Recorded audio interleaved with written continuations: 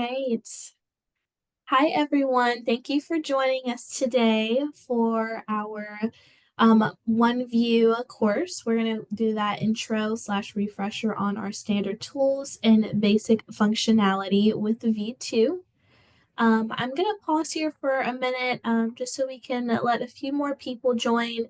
You will also see that poll. So if you can go ahead and answer those short three questions that's currently live on the screen, please do so. So just give it a few minutes while we are waiting for others to join and connect to audio. Also, at the bottom of your Zoom toolbar, there is a QA feature. So please use the Q&A section to ask questions at any point during the session today. Sierra will be hosting our lovely Modio U today. So definitely just keep those questions flowing, and myself and Leah and Brandon will keep an eye out for all of those questions.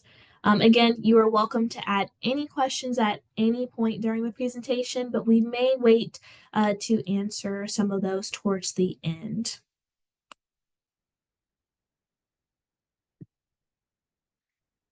All right, let's go ahead and move on. Let's go over our agenda today. So we are going to do a OneView general layout. So just that navigation toolbar, the Teams navigation toolbar, also those grid settings. So customizing grid settings within V2, as well as adding a new provider in V2. So that two-step process there. Also, we're going to go over those grid sections, so customizing those columns, the provider info tag, those like action item icons, some advanced filtering options, as well as our advanced, reporting options that we have within V2, completing a provider profile. So just like an overview of those grids and sections, just importance of that data. And then again, just a Q&A at the end and just some review, some key takeaways. So that is what we have on the agenda today. Also, this is our training and support page. So definitely, if you missed anything, if you ever need like a refresh on any information about the platform, these are really great tools to really take advantage of. They're pretty much like PowerPoints, and some of them have like screenshots in them as well. So super, super helpful. And with that, I will let Sierra take over and get started. Perfect. Thank you, Danessa, for that intro. I'm going to go ahead and share my screen. So as Danessa mentioned, we are going to be just going through actually what it is, and we were super excited to bring this to you guys today, is basically our 101 training from the take of V2. So if you've already, been through one of those 101 trainings, maybe you reviewed the 101 training on like our Modio U page, then this is going to be pretty much the same thing here in V2. So can you guys see my screen okay? Okay, perfect. So I'm already here on my V2 page, and what I'm actually going to do really quickly, I'm going to click back to my team tab. If you are following along and you're starting from this page, and this is probably where you are, this is where you'll be when you log in. And if you're not familiar, then that OneView V2 button is right here in the center of the screen. So go ahead and click there, and this is going to take you right over to V2. Now, disclaimer, V1 and V2 are not two separate platforms. They work seamlessly together. Any changes you make in V1, you can see in V2 and vice versa. V2 is just another way to efficiently manage your provider profiles, keep your profiles and data up to date, and also mostly where your managing compliance will be. All right. So let's start by talking about our toolbars at the very top. So the layout of this toolbar is just a little bit different than you would see it on that team page in V1. It starts with that new features page. So I'm going to click there. That new features link is going to take you over to our release, our new features page where you can find release notes. about any updates to the platform, whether new or existing. You'll see them here. They're dated. You can click read more. This is going to be a very good way to stay up to date on all the changes happening within the platform. Closing that tab, we also have our Modio U tab. And this is just going to take you over to our Modio U page. If you registered for today's Modio U, then you already know that you've already visited this page. You can register here for any courses that we have coming up. Of course, we have our one today. These are the other ones that we have scheduled. Please feel free to go ahead and register for those as well. We'd love to see you there. And going back to that page, we have all of our pre-recorded training videos. So here in the first table, you'll see all of our core implementation videos. So as you go through implementation, you know that there are 5 trainings. All 5 of those trainings are here. On the left-hand side, you will find the course title and the link to view. And then on the right-hand side, just a description of what you can look forward to learning as you watch that video there. If you scroll down, you'll find some other courses, and there's a very long list here of courses that you guys can take advantage of. I always say if you have questions on something, definitely use your resources. These tip guides, these Modio U's are going to be extremely helpful. There's been, for both tip guides and Modio U's, pretty much everything you need within the platform, within those 2 resources there. So feel free to check check this page out. Closing that there, we have our support page here. And there's a lot to unpack on this page, so I'm just going to take it bit by bit, starting with the support details in the top right corner. So first we have hours of operation, phone number, and email address where you can reach out to our support team. With that being said, if you are joining us today and you are still in implementation, I like to always say that while you're in implementation, your first point of contact is going to be your project manager. Any questions, comments, concerns, anything that you need, reach out to your project manager. If you are post implementation, then here is how you can reach out to our team and a good time frame as to when you will best be able to reach them. Down below, these 3 links are going to take us right to the pages that we previously viewed. So we have the release notes for that new features page. This one is the Modio University or Modio U page. And the one here in the middle is our V2 resource and announcement. So if I click there, it's going to take us over to a full page of V2 resources, both tip guides and videos for you to take advantage of. I'll say following this training today, feel free to shoot over to this page, look at some of those tip guides or videos. If you are, still kind of acclimating yourself with V2, these are pretty helpful. Going on back here, next we're going to talk about browser compatibility. So we do recommend Chrome, Safari, or Firefox. If you're using like Internet Explorer, Microsoft Edge, you may notice the platform running a little slower. It might even glitch a little. So for best usage, Chrome, Safari, or Firefox. The last thing we're going to talk about on this page, our tip guides. So again, as previously mentioned, there's been a tip guide created for pretty much every feature within the platform. This is our 101 coordinator tip guide. This is what we share with all of our new clients that are starting implementation. Our tip guides are super, super helpful because they are very detailed. There are screenshots of the platform, and you can find here little bubbles where it explains to you what you're seeing on the page and how to use, like, for example, in this portion, the toolbar. One other thing I like to highlight, sometimes when you're looking at these tip guides in the table of contents, you'll notice some links. If you click those links, it's going to just give you a quick little demo video on whatever that feature is. So look out for those too. So I'm going to close this tab all together. The last one here is our login indicator.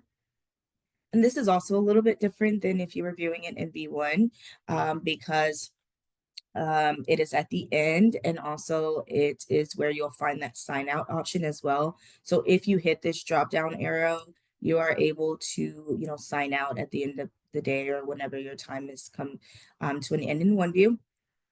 Now, for logins and emails, we like to talk about email addresses. So we do use email addresses as a unique identifier for every account that is created.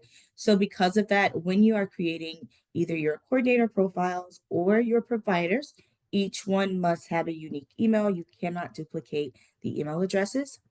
Also, as a coordinator, there are two levels of access. There's a full access coordinator. Those that are full access have access to everything in the platform. You can see your data and you can make any needed changes. Then there's also read only. If you are a read only coordinator, or if you would like to request for a read only coordinator, just know that they can only see some of the data in the team and they're not able to make very many changes. Mhm. Moving on to our next toolbar here. This one has all of the different tabs. You're probably pretty familiar with this by now. Today, again, we're just going to keep our focus centered here on like just V2, and we're not going to go into forms, tracking, logins, task, notes. If you are wanting to know more about those features, feel free to check over on our Modio U page, check out those additional trainings. I'm going to go through and briefly summarize, but that's going to be about it for the extent of that for these today. So the forms tab is going to house all of the forms that you submit to be mapped.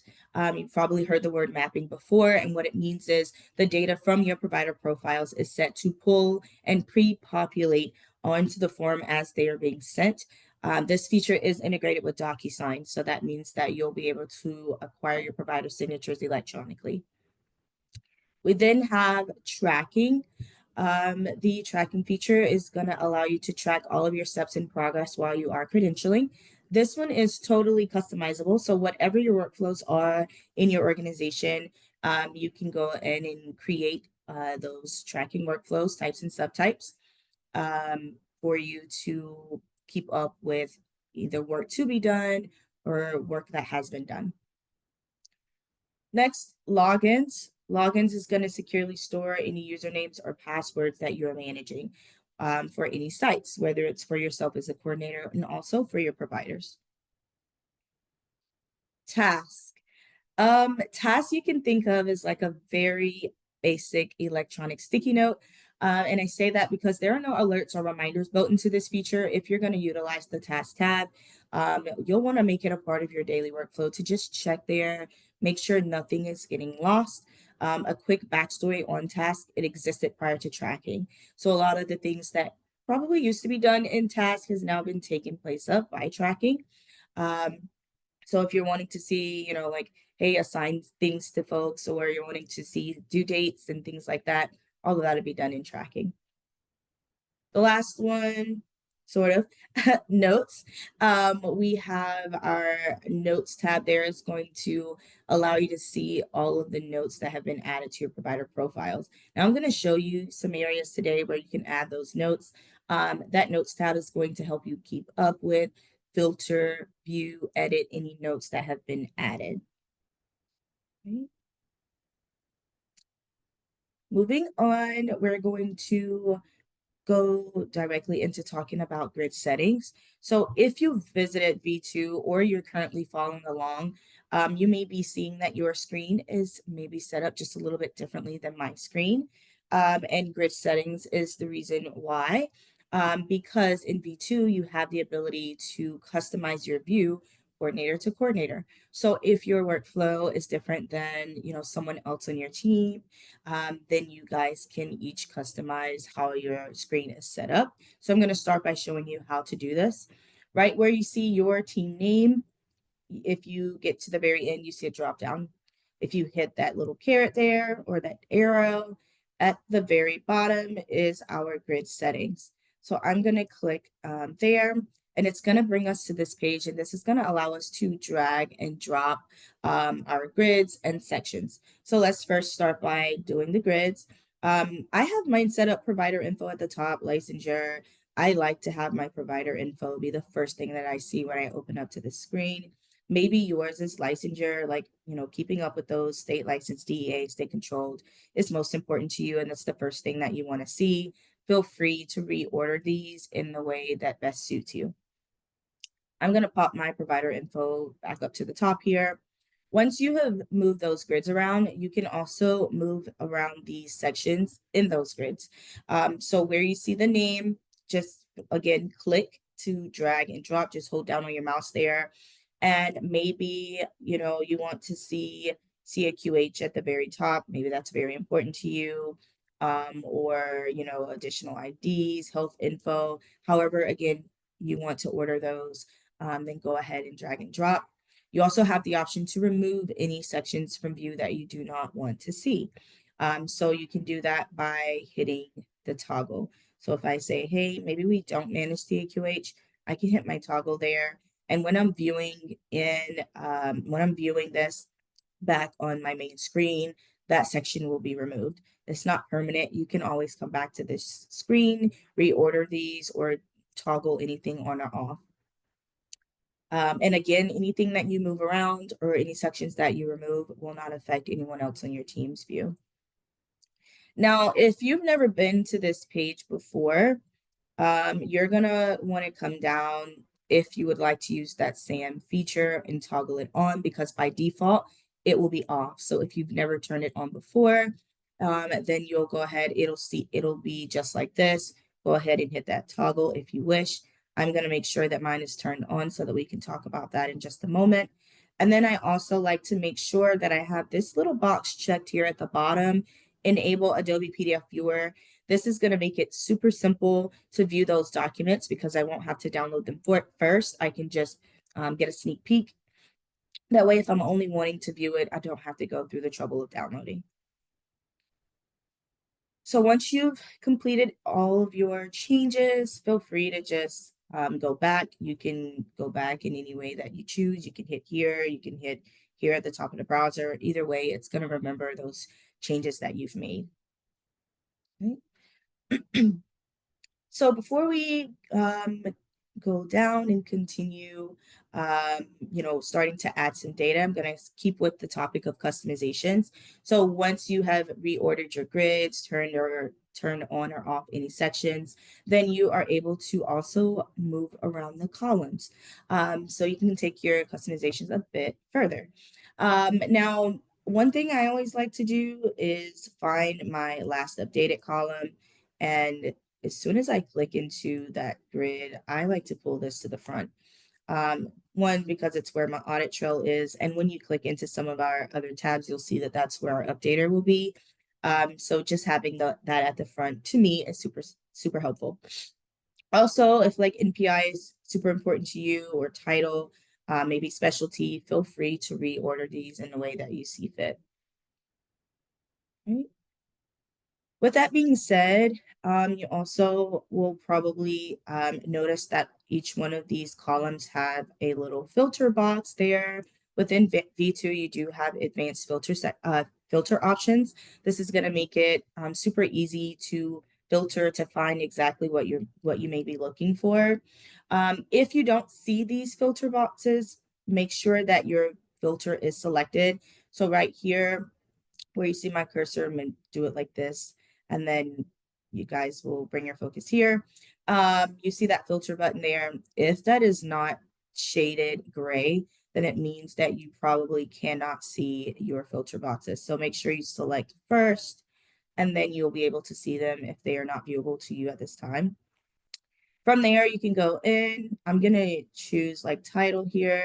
Maybe I want to see all of my MDs. You can select one or several. So maybe I want to see MDs and DOs. I can check both. And it's going to pull a return based on the filters that I've set.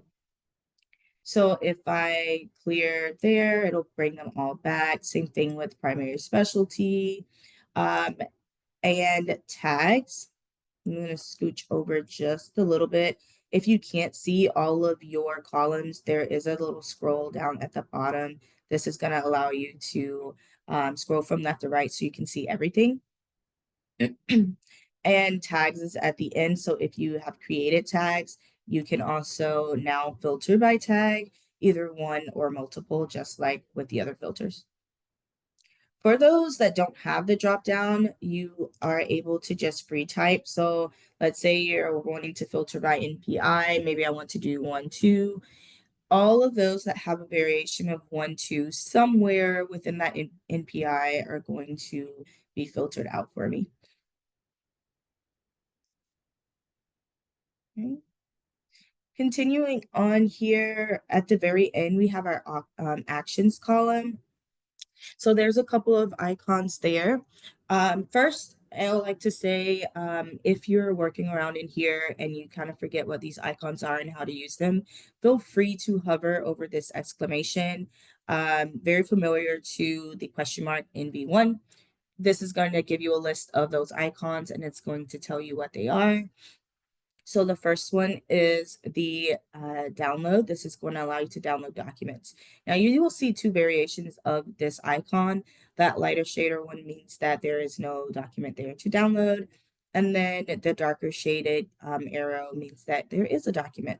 So by hitting this downward arrow, I can download the most recent document there. So if I hit that, and this is going to be our PDA viewer coming into play here. We are able to easily view that document. And if I'm just wanting to view it, then I'm not having to wait for it to download and open up in Word or Excel or whatever it is. I can view it there. And then from there, I can decide to either print, download, or just close. And in this case, I'm going to close. Next, we have our paper icon. This is going to be where you will find what we call the side drawer. So here you'll see a place to add or view notes. I'm actually going to select one that I know will probably have maybe a little note. Let's go here. Okay, so we have our notes there. Now, what I've just done is I can see that there is a note there because there's a little number that indicates that there is a note, but this was left as a team note. So I just hit my drop down here, and by default, it's going to be on general. So if it's a team note, just select team note, or if you're leaving the note, go ahead and select team note. You definitely want to know the difference between general and team. With a general note, once your providers go through the onboarding process, they will have access to their profile and they can see a general note. So we do recommend leaving any internal facing notes as a team note opposed to a general note because only the coordinators can see that team note.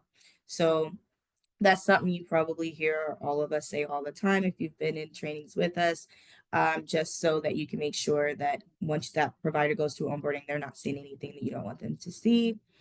If you're leaving a new note, down at the bottom, you'll find your box. And I'm just going to add test here. And then my green button is going to be available to hit add note. It's going to add my note there, its date, timestamp, and it has my name.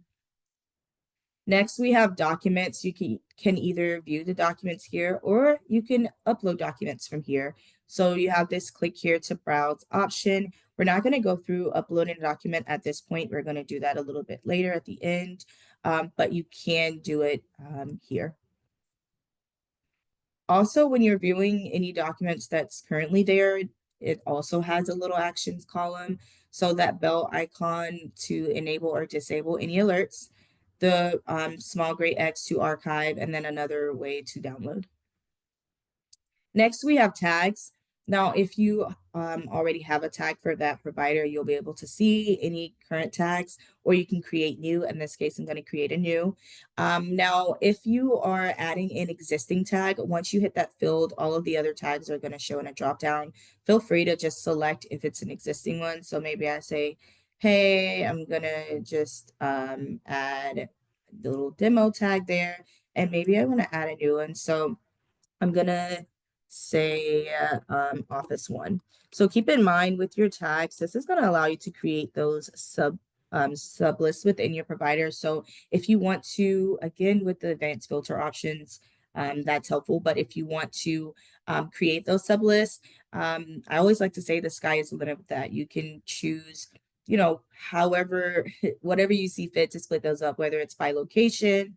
Of course, here you already have the filter for specialty and title, but if you still want to, you can go in and add that. Maybe if you have different groups inside of your organization that you like to, group one, group A, however you see fit, you can give each provider as many tags as you need. So have fun with those tags and create them as it fits your organization. So I've added two there. If you want to remove any, hit that small gray X. Like if I want to get rid of that one, there I can. And then I'm going to switch my provider here one more time before I talk about that last one. So we have team there. And my reason for wanting to click this is this provider access field. So if your provider or once your provider has successfully completed onboarding, again, they have full access to their profile. Sometimes folks like to make that only read only. So if that's something that you would like to do, then once they have completed onboarding, you'll have this field. That provider access there, you can click the drop down. By default, again, it's going to be set to full access. You can change it to read only. You can do this as many times as you see fit. It's not just set it once and then it's stuck like that. You can change it as you need. I'm gonna close there. Next, we're gonna start talking about add provider. So we have our add provider button in the top right corner. And also here from this screen, you have this green add button. Clicking there is also going to pop you into that add provider screen. But I'm going to select this one. It's going to look no different than if you hit add provider in V1 because all of it happens here on the screen in V2. Now, when you're adding provider, there are four key elements that are required. It's going to be the provider's name, their title, specialty, and an email. So for this example, I'm going to use Dr. Kirk Heath, and he is one of the founders here at Modio, and he's a general surgeon. And I like to use Dr. Heath for a couple of reasons. One, I know the NPI and the license number by now. And two, it's a very good example of typing in your provider's name and getting a couple of returns that seem to be the same. And what I mean by that is if I scroll down, you'll see at least 8 or 9 Dr. Heather Kirks. But if you take a closer look, all of the NPIs and license numbers are different. So I say that to say when you're adding your provider, you just want to make sure you're able to verify either the license number or the NPI, if not both, to ensure that you are selecting the correct provider. Now, if you are adding your provider and you don't see their name on that list, then you have the option to click here to skip profile claim. That's going to allow you to manually enter your provider's info. Now, as far as this list, if you're wondering where this list is generated from, when you're searching for your provider, that's going to be LexisNexis. And if you want to learn more about that, feel free to check out the tip guide on our support page. But this list is coming from LexisNexis. I'm going to go ahead and select Dr. Heath here, because again, I know that that is correct. And then it's going to populate the NPI for me. And it also filled out that title field. So I just need to add my specialty and my email. So again, I mentioned that it's general surgery. That drop-down list is so long. So I just like to filter by typing what I'm looking for and select from there, general surgery. And then it'll populate that orange star. That means that this is now listed as primary. Anywhere you see that orange star in the platform, it's going to mean the same thing. If your provider has more than one specialty, feel free to add those additional ones after adding the primary. The last one there, the email address. Now, at the time of adding your provider, if you have your email address, great. Go ahead and add that in. If not, feel free to use one that looks like this. This is what we call the placeholder. It's going to be first.lastname@oneview.email. Not a real email address, but with the provider email field being required, being able to use that placeholder is going to allow you to go ahead and add your provider and just update that email later. Right. Now we consider our add provider process to be two-step. So this is going to be the first step. And without me going through that very extensive explanation. It would probably take you all of 5 to 10 seconds to fill this part out.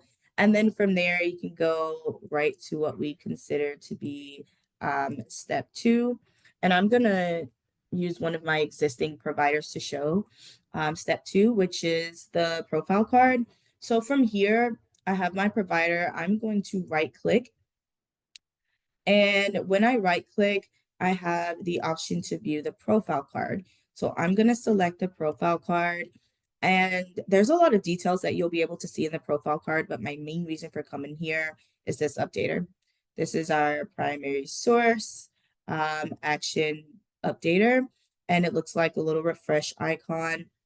And it's going to take your provider's NPI and locate the provider and pull in any updated data that it can find. So I'm going to run my updater, and it popped up so quickly. I ran it a little bit earlier to make sure that it would pull like I wanted it to. So here it is. Everything highlighted in yellow is going to be what's new. And feel free to review and uncheck anything that you don't want to update. One thing that I will say that is different in V1 and V2 here is that practice address, because in V1 it doesn't automatically highlight that one. And here it does, but I still say double check, make sure that it is correct and up to date before you decide to pull that in, just to make sure that it is the correct address that you want to add to the provider's profile. If not, uncheck that box. Since this is the only one there, it's going to just toggle that whole section off, or you can do it that way, whichever best suits you. And then down to the bottom, I can also still check this box, which is going to allow me to upload NPI verification document. That's going to be saved to the document section. And I'm going to preview that document and just show you guys what it looks like. A lot of people really like this, especially for like auditing, because it's date stamped, it's time stamped, and it's able to tell you, hey, these are the updates that were found. And that'll be saved to the document section. Closing there. I'm not going to update. I'm just going to hit cancel. You would hit update selected. And since I've selected the provider's name, it has opened what we call inline editing. So that's a good leeway into what we're going to talk about next, which is how to fill out your provider profile. Um, Inline editing is going to, if I close that there, it's going to drop open the details for whichever section you're working on for that provider. So in this case, the provider info. Now this is going to feel pretty familiar to the personal info section in V1. So we have like our provider name. Here, this section type specialty classification. It's where you can add like provider title, specialty. Now, of course, that's already going to be in there because you're going to do that during that add provider. But if you wanted to change, then you can do that here. Also, like any contact info, I want to highlight the work email field. So if you use a placeholder at the time of creating or adding your provider's profile, then this is where you would go to update that work email. All communications, like you sending your onboarding invite, or if you're reaching out, like let's say using that email feature in Licensure, all of that is going to be using this email in that work email field. So you want to make sure you have a good email address there. If you want to store any other contact info, feel free to go ahead and add like personal email, phone numbers, emergency contact, identification, social security number, and driver's license are encrypted fields. If you want to, display what's there, hit that eyeball to view. And then there's another way to run that updater there. And it's going to look the same as like if you run it in the profile card. Here we have those same updates. I can choose to update selected. Again, I'm going to hit cancel. Now I'm going to go through and I'm going to change the email address. Actually, I'm going to, let's see. Yeah, I'm going to change this email address and I'm going to add it. So as you can see, once I start to enter my data, now I have a blue banner at the bottom that says, hey, you have unsaved changes for this provider. I'm going to go ahead and hit save, or you can hit discard. I'm going to save. And two things are going to happen. So now I can see in that personal email field, the updated email, and also under the last updated column, my date has changed to today's date.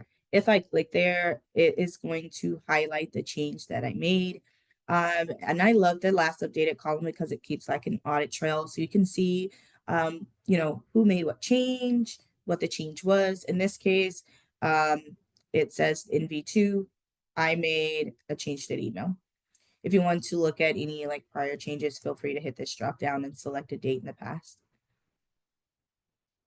Gonna close there, and we're gonna continue to move along. So going back to our actions column, I just kind of saved these two for the end because we're going to move on to our other sections after this. But here we have our flag. This is going to allow you to flag records. With the flagging, definitely have an internal conversation about how you want to use that flag. Let's say like, hey, we noticed these providers here are all missing personal email and phone number, but that's something you know you want to store. Feel free to just hit that flag. I always like to say as well, if you're gonna flag, maybe it would be helpful to also leave a note. So I'm gonna leave a note that just says flag to update contact um, info. And then I'm going to add my note. That way, if I'm looking at it later or someone else in my team, they can look at that note and say, oh, and maybe they want to go and update the email and phone number, and then they can unflag. We also have that active inactive filter or active inactive toggle there. And this is going to function the same way as well. It's going to allow you to make any profiles inactive. So if I hit there, it's going to turn red and it's going to say, hey, are you sure? Yes, I'm going to hit save there. And I have made that profile inactive. The good thing about being able to do that is if it's inactive, you still have all of the data from your provider's profile. Nothing is lost. You can still view it. You can run a report versus if you were to fully remove that provider from your team and lose that data. And you can make them active again at any time. So if I wanted to hit my toggle again, my provider is active. Last thing on this page, the three dots menu. This is where we'll talk about a few more filters as well as your reporting options. So here we have by default show active, but you can also filter by all providers or inactive providers. So if I wanted to see all profiles that I've made inactive, I can hit that filter there. And then same thing, I'm going to go back to active there. And same thing with those flags. By default is all, but you can say, hey, flagged or unflagged. And then also at the bottom, we have our reporting options. Now you will see these reporting options in every single section. You have the option to run these reports. There are three, export to Excel, export to CSV. The one that I'm actually going to click is the export to PDF. This one is my favorite. I love the way that it looks. It is super clean. It's easy to read. And here it is. I'm going to zoom in a little bit because I want us all to be able to see what's there. So this is that provider info. And the cool thing about these reports is any advanced filters that you set. So if I go in and say, hey, I want to change this to MD, or you move those columns around, the report is going to remember those changes and it will mirror. So I'm going to run that report again. And there we have it. And it's a little bit of a smaller report now because it's only showing MDs. So again, you'll have those reporting options available to you in every section.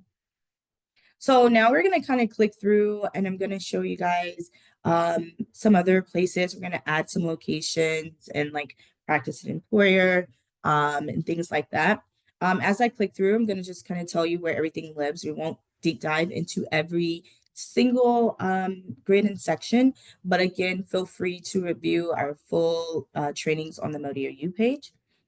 And again, one more thing there. This is just like that 101 training. So of course, if you sat through that 101 training, you know that after the first couple ones, we kind of breeze through the rest until we get to documents and summary. So this is licensure. This tab will hold state license, DEA, and state control. Again, if you're familiar with this, then you'll know that there's an updater here for these. By default, it's probably at the end there. Feel free to drag that to the front. We already know what that updater does because we did just run it when we viewed that profile card. So it functions in that same way by allowing us to keep our providers' info up to date and making sure they don't fall out of compliance. We also have actions and exclusions. This is where you will find OIG, SAM, and also if I scroll all the way down to the bottom, the event log. The event log is going to allow you to track any like adverse events. So if you have like something that you want to report for your provider, malpractice claim, patient complaint, payer grievance, feel free to go ahead. If you don't see what you need, choose other. And then in the description, oh, it already knows exactly what I'm going to say. You can free type. So here's what I would normally put there, free type, and you can put exactly whatever you need that to be. And then go in and fill out any other details that's applicable. Certifications, we'll have board certs, and anywhere where you see these bubbles, keep in mind those are going to be your compliance items. And you'll also see that email icon there that's going to allow you to communicate with your provider. Again, check out our B2 Modio U training if you want to learn more about that. You'll have board certs, and at the bottom here, other. Education and training. This is going to house education and training, and at the bottom, exams. I'm going to stop right here because I'm going to actually demo adding education and training. So I'm going to actually hit my green add button in the top right corner here, and that green button is going to function the same in each section. Now, in provider name, you want to make sure that you previously added your provider before you can go ahead and find them in the dropdown when you type their name. And for this provider, I'm just going to use my same one there. Got Jennifer Abel. And when I select there, I'm going to say, hey, I'm adding medical school. And then I can go in and add, in this case, like my school or institution. And I'm going to use, for an example, Harvard. And I just like to do this because I know the address as well as, of course, the name. So I am able to give you guys a good example of how to search by both. So as you can see, when I've entered 25, that's going to be the start of that address there. It's already trying to figure out what I'm about to enter there, and it has given me a list of entries for variations of 25 in the address. And if you're typing the name, so if I'm entering Harvard like this, it's going to say, hey, not only do we have some that are, have Harvard in the name, if it's Harvard in the address, it's going to pull those as well. So I'll say search by address, also search by name if you can't find what you're looking for. Now, this list that you see when you're adding a location, this is going to be pulling from our master database where we keep a master record of different locations across the country. So as you're searching or you're adding for locations, you can do this in education and training, work history, practice and employer and facility affiliation. Those are going to be all of your places where you can add those locations. You will use the same practice there with searching by name or address or both if you can't find it. And then going ahead and selecting from what's on that dropdown. From there, you can go in and fill out the other details. Now, let's say the location that you're looking to add does not come up in that dropdown. You're going to get this blue banner that says, hey, did you search by both name and address? If yes, move on to the next step, which is emailing support to have your location added to the master record. So I'm going to go back and I'm going to select my location there. Feel free to fill out the other fields. Now, with that being said, as you can see, there are not very many required points of data here. And the reason is the information that you're storing may be different from another organization. So only fill out what's applicable to you, definitely because there's a field there. Don't feel like you have to put something there. I'm going to scroll down and we have our address details. That's also been pre-filled, and that's because of the master record. So the good thing about that is with this being checked, If Harvard picks up, they move across the street, address, phone number, everything is different. Our team will catch that, update it in the master record, and it'll automatically update in all of your profiles. So from there, you can either save and add new to continue adding or just save record. In this case, I'm going to discard. Next, we have work experience. This one I like to say is fully packed. It has practice and employer. It also has facility affiliations, work history, peer reference, and military experience. Malpractice for malpractice insurance. And then the very last one here, documents. And you'll find documents and completed forms. And we're going to talk about uploading documents really quickly. So here you can see all the documents, and just like normal, if I hit my plus there, if I hit my, I'm trying to hit my side drawer. Let me go back here. So from here, if you wanted to add any documents, you can go in and pull in the documents from your computer. And I'm going to drag and drop for this one, and give me just a second to get it up there. Let's do it here because it's giving me hard time. So I'm going to jump here and I'm going to pull in those documents. So click here to browse. And the reason for actually uploading a document is to talk about the naming convention. So with the naming convention, if you have saved the documents to your computer and you add your provider's name, first and last, brief explanation of what the document is. So like this first one here, ABMS, and the expiration date, the platform is able to say, hey, I recognize that, CV, hey, that's a curriculum vitae. This is our expiration date. And it'll kind of take out some of that work for you. If you don't do it in that way, that's okay. The type is a drop down, so you can always just select whatever you need. Expiration, it's a date field, so no, you can use that date shortcut. So if I needed to update this to today's date, I can tab T and tab. And then you can also use the calendar. And then the last one here is permission. And this is kind of, you can think of like those notes, general, viewable by all. And then you have coordinator only, which pretty self-explanatory there. It's coordinator only for the view. Right. There we have it. Leah, Danessa. Thank you so much, Sierra. That was great. We do have a few questions. So the first one, and I think this is a great question to answer, is V1 eventually going away and only V2?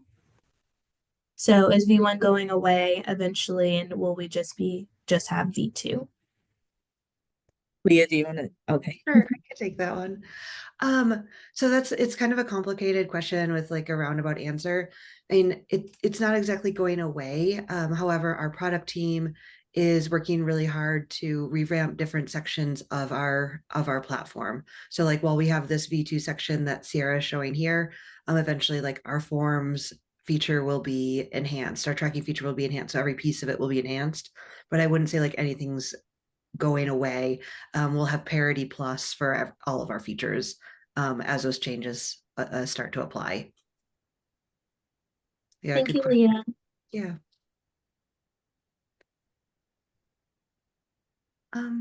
There was another question, Sierra, if you could show how to update multiple licenses or updaters at once. Perfect. I sure can. So if you are here, there's two ways you can do this. One, under that filter, you can just check this box. And as you can see, it's highlighted them all. And if you just right click, and you have to right click where the profile name is, then you have the option to update selected, and it'll update them 10 at a time until complete. Or you can just check these, and let's say you're wanting to update just these 4, Same thing there, right click and update selected.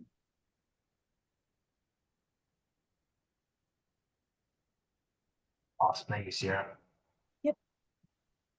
There was another question that just came in as you were chatting. If you does it automatically bring in the PDF document, the updater? Yes, it does. So when you're running the updater here in V2, it's going to automatically pull in that primary source document for you to have, and it'll be stored in the document section. And you can also receive an alert on that as well as a compliance item. There's another one. These are good ones. Can you show us where you can add malpractice cases and NPDB reports? Okay. So for malpractice, like if you run into story of malpractice, there's a tab here for it. And if I kind of click there, here's you can go in and add. I know we didn't spend too much time on this, but I'll click my green add button there. And then you can, of course, just the same steps that I took previously in the other sections, go ahead and add your provider name and then add your malpractice there. And there was a second part to that question, right, Brandon? NPDB reports. Okay. Now, to add the MPD report, or is it like storing it as a document? Is that what you're asking? Okay, so if you want to upload that as a document, same thing there, and you can do it from maybe I'll click here provider info and pull in that document just like normal. There you can click here to browse or just drop it there and it'll be stored in the provider's profile in that document section, or something that we didn't really view, single provider view as well. You can do it there if it's just for that provider and pull it in that document section. Let's see. Do you have any others? We did have another one, and I think it kind of touches on the point that Leah made earlier. Is do we have a section to have provider CMEs, and will we have the ability to run a report for CMEs? Okay, perfect. So the CME section is one of those that is not been moved over to B2 just yet, but you can easily get there by selecting your provider. If you're on this page, I'm just gonna find a provider here. I'm gonna right click, and this is gonna give me the option to open in prior version. Once I click that, it's gonna open V1 in a separate tab, and I can just easily go to my CME section. And it's here. And there it is. And then all of the reports are located here. So there is the CME report. This is going to be that drop down on that like that landing page when you log into OneView. And it's the second one. Perfect. Thank you, Sierra, for showing that. There was another question, Sierra, along the same lines as the malpractice one. Okay.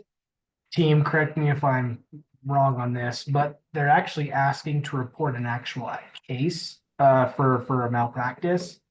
That is not available in V2, correct? That would be in V1 under the event log section. Does that make is that correctly? So you have let me pop the event log. So you do have the event log in both V1 and V2 if you're wanting to, or if you're needing to report something. So it does live in the provider's profile. I'm going to show you both. So since I'm already on this page, I'll just click my provider there, and the event log section is going to be here. And then it also lives in that actions and exclusions tab. Usually it's at the top, but the way I have mine reordered, it's at the bottom. So there it is, and you'll hit your green plus. And if, of course, as your provider, and then you can, put whatever you need. If it's not one of these, just choose other, and then add your description there. Yeah, I hope that's exactly what you were asking. Yeah, that's where you put those type, case details, Kelsey. Hopefully that was helpful for you to see. Okay, awesome. All right. Anything else? We did have one person asking earlier how to add SAM. So would you Okay. just show the, yeah. Yeah, of course. So that again is going to be done in the grid settings. So if you hit that drop down arrow, at the very bottom, you'll see grid settings, and it's going to be again in the actions and exclusions by default. It probably looks like this, probably even like this, and just hit that toggle. And it's going to again live in that actions and exclusions tab. All right. Any other questions? I think that's about Um, everything. All Or did you right. have one, Vanessa? Or No, I was gonna say there's none. all right. All right. Well, thank you everyone for joining. We will see you at the next one. Thanks, guys. Thanks, Sierra. Bye.